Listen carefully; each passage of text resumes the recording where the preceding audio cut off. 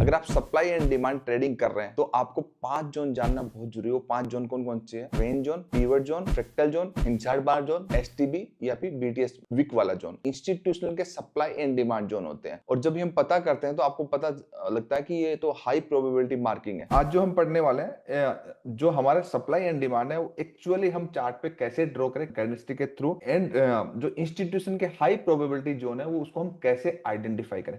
उसके लिए हमारे जो 3 टाइप्स ऑफ जोन है, मींस आपका range zone, pivot zone and fractal zone, एक एक के बारे में डिटेल में समझेंगे। प्राइस अगर रेंज के अंदर है और प्राइस आपका जो थ्रस्ट कैंडल है उस रेंज के नीचे क्लोज हो गया तो जो रेंज बनी वो रेंज आपका एक सप्लाई एरिया होगा। मींस आपका एक जोन जो होता है वो आपका कौन सा जोन होता है? रेंज जोन होता है। अब इसका रूल क्या है? फिलहाल आप ये समझ सकते हैं कि ये सारे टाइम फ्रेम के लिए सिंपल रूल अप्लाई होगा। तो थ्रस्ट कैंडल जो है वो उसके नीचे क्लोज होती है। अब इसका एक रूल और समझ लीजिए। बहुत सारे लोग डिमांड एंड सप्लाई में मार्क करने में गलती करते हैं रेंज जोन में, कि जो थ्रस्ट कैंडल है उसकी लेंथ लोएस्ट लेवल है उस लेवल से एटलीस्ट 1:1 होना चाहिए। प्राइस अगर यहीं पे खत्म हो गया तो वो सप्लाई नहीं, वो अगेन फिर रेंज बन जाएगी। इंस्टीट्यूशन क्या करते हैं, अगर सप्लाई बना तो वो पहले बाई करेंगे। बाई करने के बाद यहाँ पे रिटेल ट्रेडर कंफ्यूज हो जाएंगे, प्राइस ऊपर जाएगा, वो उसकी स्पीड जो रहेगी वो काफी स्लो रहेगी। उसकी स्पीड स्लो होने के बाद उस जोन में परफेक्टली वो सेल करेंगे क्योंकि उसकी एवरेज आउट प्राइस के पास पहुंच जाएगा। प्राइस फिर कंटिन्यूसली रन करना स्टार्ट कर देगा। तो आपको ये भी सीखने को मिलेगा कि रेंज जोन जो होता है वो पीवट भी हो सकता है। मतलब एलटीएफ में अगर रेंज है तो वो हाई टाइम फ्रेम में पीवट भी हो सकता है। सप्लाई जोन जो हम रिफाइनमेंट करते हैं तो ये तो 3 हमारे जोन हो गए,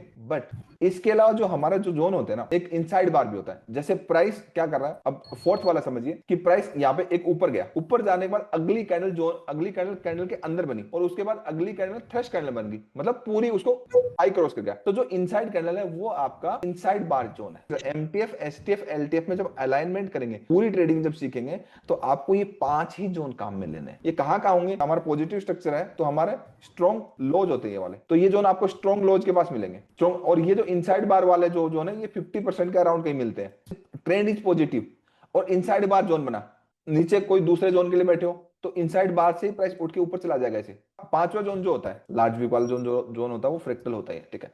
5वां जोन जो होता है कि 2 कैंडल के बीच में एक लार्ज वीक होती है। सिमिलरली अगर देखोगे आपका प्राइस का ऐसे डाउन ट्रेंड है, ठीक है, तो प्राइस में जो भी कैंडल क्लोज हुई उस कैंडल के बाद ऊपर की साइड उसमें वीक है और नीचे की साइड भी एक वीक आई, तो दोनों कैंडल को जब मिलाओगे तो उसके बीच में जो एरिया बनेगा इट इज एसटीबी, मतलब क्या?